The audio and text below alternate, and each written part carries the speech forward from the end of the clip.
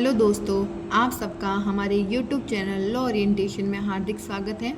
आज हम हमारे मौलिक अधिकार के जो टाइप 5 है संस्कृति और शिक्षा संबंधित, जो आर्टिकल 29 और आर्टिकल 30 को डील करता है। आज हम हमारे इस लेक्चर में आर्टिकल 29 को कवर करेंगे। आर्टिकल 29 अल्पसंख्यक वर्गों के हितों का संरक्षण। इसका क्लॉज 1 है, भारत के राज्य क्षेत्र या उसके किसी भाग के निवासी नागरिकों के किसी अनुभाग को जिसकी अपनी विशेष भाषा, लिपि या संस्कृति है, उसे बनाए रखने का अधिकार होगा। जो हमारा आर्टिकल 29 क्लॉज 1 है वो कहता है कि यह अधिकार भारत के सभी नागरिकों के किसी भी वर्ग पर लागू होता है जिनकी अपनी विशिष्ट भाषा, संस्कृति और लिपि होती है। इस वर्ग को अपनी संस्कृति और भाषा को बनाए रखने का अधिकार होता है। एग्जाम्पल के तौर पे भारत में विभिन्न भाषा बोलने वाले समुदाय हैं, तो उनको अपनी भाषा में शिक्षा प्राप्त करने और अपनी सांस्कृतिक परंपराओं को बनाए रखने का अधिकार होता है। जैसे अगर आप भारत के किसी राज्य क्षेत्र के अंतर्गत किसी राज्य में आते हैं, जैसे राजस्थान राज्य में आते हैं, तो वहाँ की क्या भाषा है, वहाँ का क्या कल्चर है, आप उसको अपना सकते हैं। उसके आधार पर आपसे किसी भी प्रकार का भेदभाव नहीं किया जाएगा, आपको संरक्षण प्रोवाइड किया जाएगा।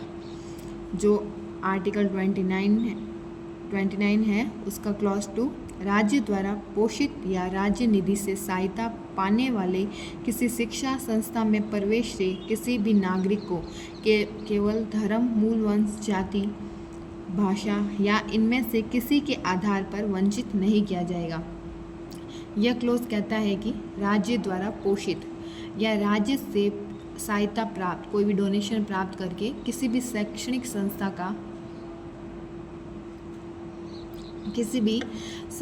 संस्था में किसी भी नागरिक को केवल धर्म, मूल वंश मतलब उसकी जो नस्ल है उसके आधार पर, जाति, भाषा या इनमें से किसी के आधार पर प्रवेश से वंचित नहीं किया जाएगा। यह एक व्यक्तिगत अधिकार है, न कि सामुदायिक अधिकार है। इसको हम एक एग्जाम्पल से समझते हैं। मान लीजिए एक अल्पसंख्यक समुदाय है, उसका एक छात्र है, अल्पसंख्यक समुदाय का एक छात्र है जो राज्य द्वारा प्राप्त सहायता की स्कूल में केवल उसकी भाषा के कारण प्रवेश से वंचित नहीं किया जाएगा।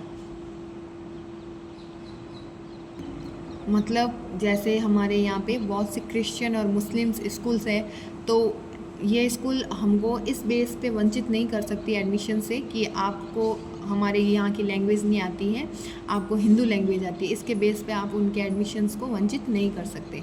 एक एग्जांपल हम और लेते हैं। एक शैक्षणिक संस्था में सीटें निवास, अधिवास या लिंग के आधार पर आरक्षित की जा सकती है, लेकिन धर्म या भाषा के आधार पर नहीं।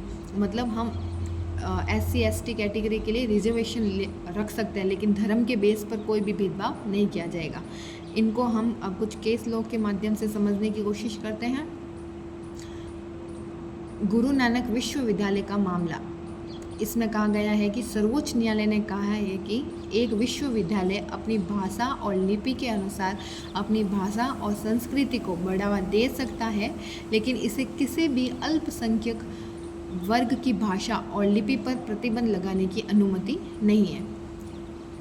एक और केस लेते हैं हम, जल्लीकट्टू मामला, मतलब पशु कल्याण बोर्ड बनाम भारत संघ।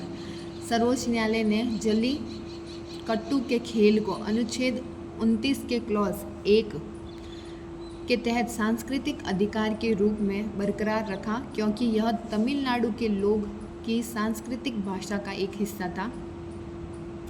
इसी के साथ हमारा जो आर्टिकल 29 है वह यहीं समाप्त होता है। अगर आपको हमारा वीडियो अच्छा लगा तो लाइक, शेयर एंड सब्सक्राइब जरूर कीजिएगा। Thanks for watching.